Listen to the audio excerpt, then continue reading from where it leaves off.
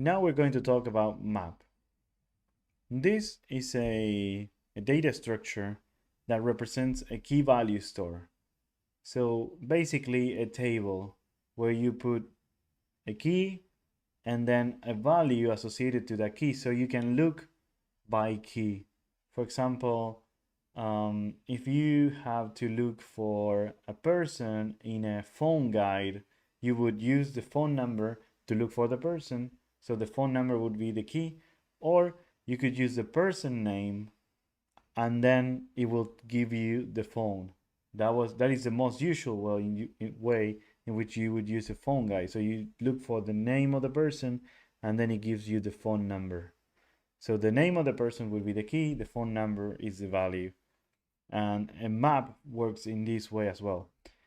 Um, the keys are associated to one value, so you cannot have the same key associated to multiple values. The reason why is because the keys have to be unique. If the keys are not unique, it's really hard to find something, right? So the most well-known implementation of map is HashMap. And sometimes this data structure is also referred to as hash table in other contexts. In Java, we call it HashMap. And hash maps use a hashing algorithm to determine where to store the data. So I don't want to go into the whole details on how the hash map works, but if you have to know, it's based on an algorithm where you use the hash code of the key to store the data in a particular index of an array, right? So there is a concept of buckets where depending on the hash code of your key, it would go into a particular bucket. Your object will go into a particular bucket. That's how it works. Why do we use a hash function? What is a hash function? A hash function is basically a function that will always return the same number given the same input. So for example, if I have a string, let's say the string hello, and I create the hash code for that string, it will always give me the same value. And we can try this out. For example, if I go here and I say hello hash code and I print this, so if I print this, you will see that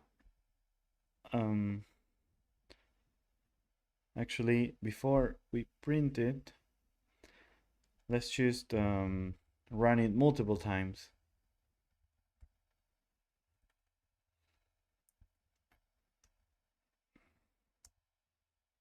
So let's rearrange 0 to 20 and for each.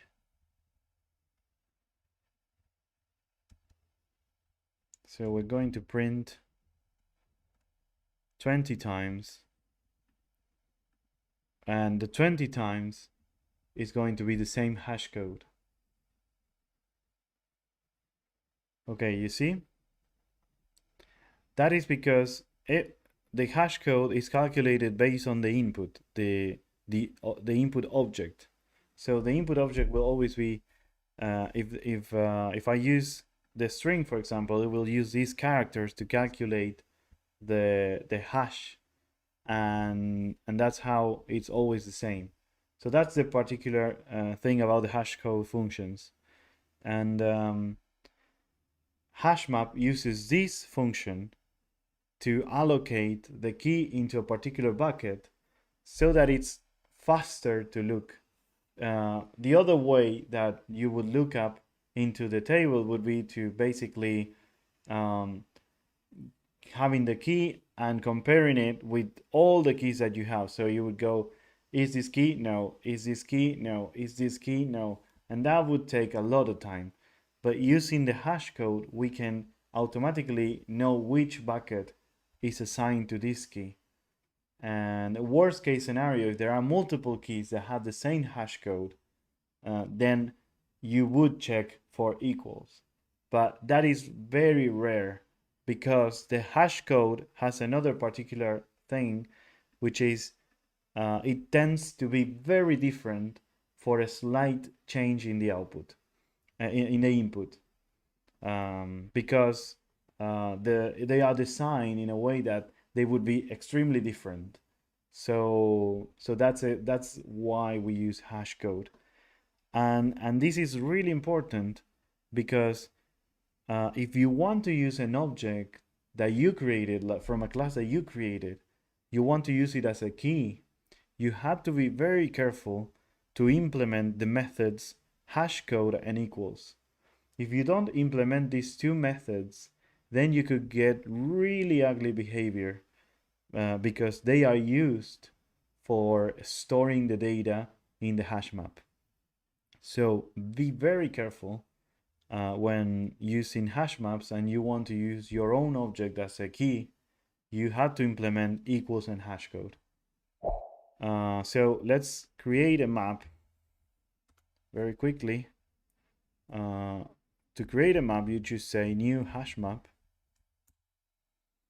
and then you have to say what is the value, the key, and let's create a quick class person as a value. For example, let's say not new person, sorry. Here's just the type. So we're creating the new,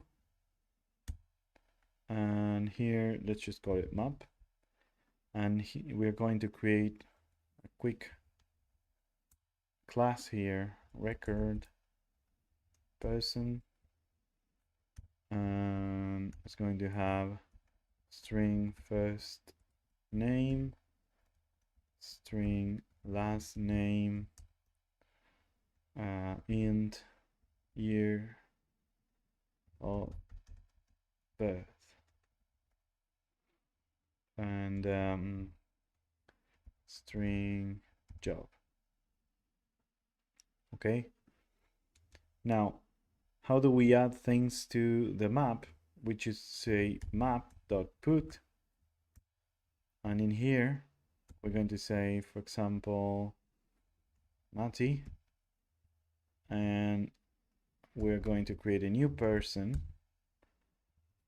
Matthias Salerno 990, and job software engineer.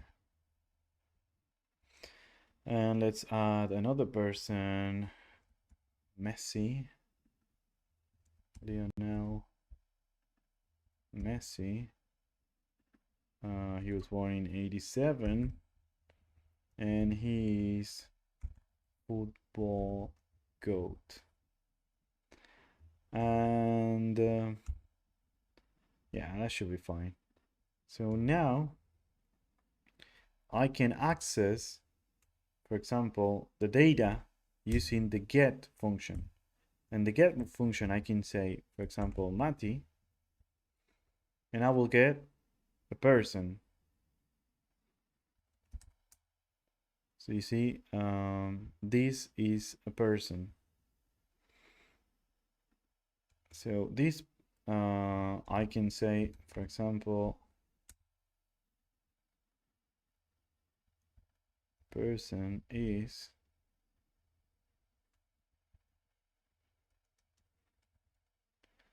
person to string. Because we're using a record class, it has already implemented the toString method, so I don't have to worry about implementing it. And actually, I don't have to worry about implementing the hash code either. Oh, I forgot to add the yeah, forgot that. Now let's run this. Okay, so you see the person that we got is first name Matthias Salerno, year of birth 1990, job software engineer. And if I use a different thing here, then I would get a null reference. So if the map doesn't contain the key, then it will return null, which could be a problem. You see, null pointer exception, because we try to do null to string, and that's a problem. So what we have to do in those cases, we could have different ways to avoid having a null in those things. One way would be, for example, we could say get we could say contains key John, and then if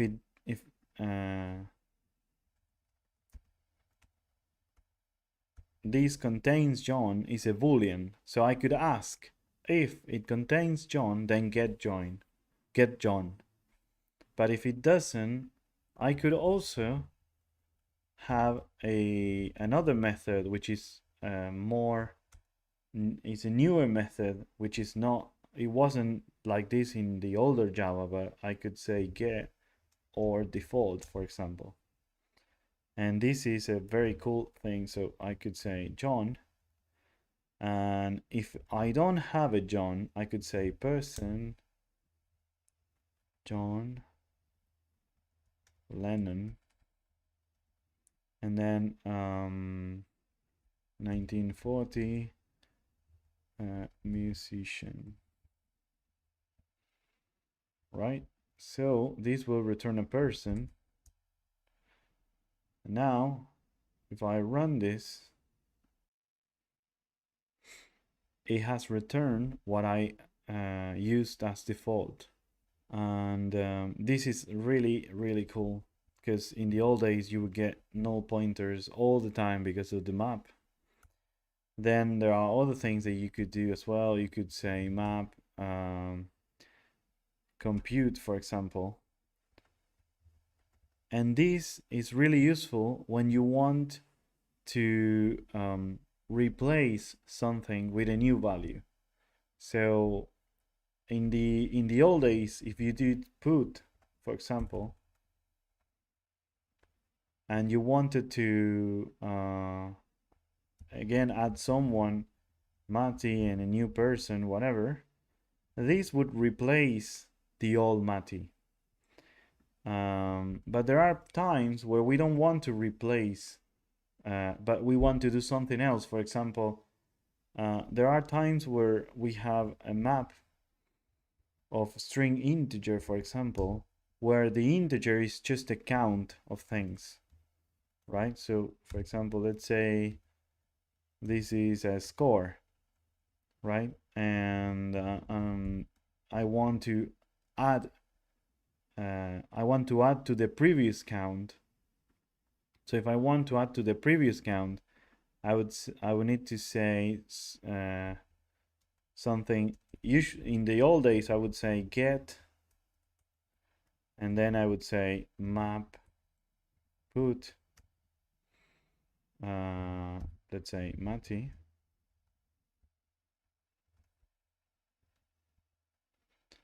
So this is what I would have done.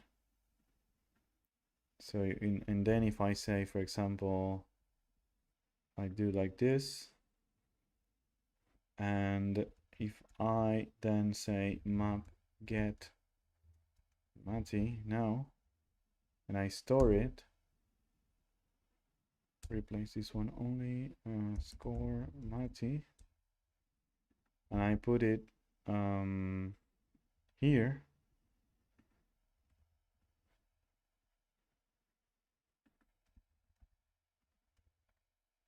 and I run this, you see it's 2 now. But I had to do the get and then the put again, so it's kind of a messy thing. So now we have map.compute, compute, for example, Matty, and then this is the old value, and this is the key, if I want the key just in case, and I could just say integer plus 1. So I don't have to do get and then put, I can use just compute, but this will give me the same result. If I run this, you see, this is an easier way to do this. Then you could iterate a map as well, but to iterate a map, you can iterate different things of the map. For example, you can get all the keys by just saying key set, and it will return all the keys in the map. Or you could say map values, and it will return all the values in the map. Or you could say entry set, and this is a very interesting thing, because for example, if I were to do a for loop, I would need to say entry string integer entry, right?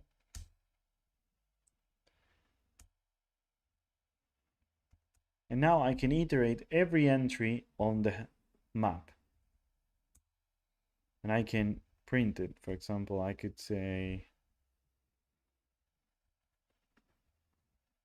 let's remove this.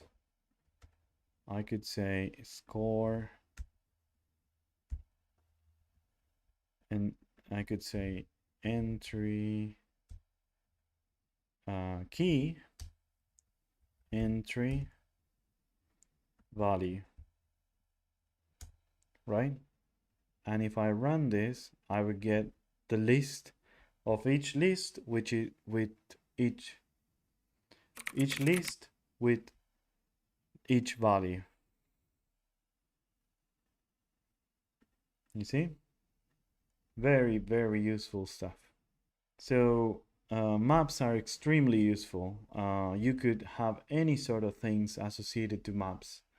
And we usually use strings, integers for our keys, because these are very natural things to do. Like, for example, you would use IDs as your key. You could use codes. For example, a barcode in a product, it could be your key. For a person, it could be the passport number, for example, or the driver's license. Any kind of useful key. And this is how we represent maps. We basically have the key and we have the value, and we represent it as a table. So we put the keys and the values. Very, very easy to understand. Thanks for watching. If you enjoyed this video, then leave a like, a comment, and subscribe to the channel so that you can get notifications every time there is a new video. Bye!